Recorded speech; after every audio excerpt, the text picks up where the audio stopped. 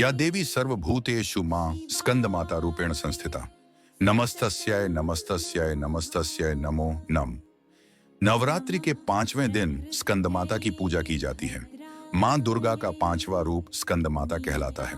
प्रेम और ममता की मूर्ति स्कंद माता की पूजा करने से संतान प्राप्ति की मनोकामना पूर्ण होता है और मां आपके बच्चों को दीर्घायु प्रदान करती हैं।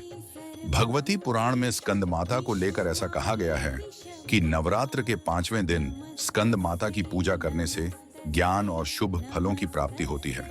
मां ज्ञान, इच्छा शक्ति और कर्म का मिश्रण है।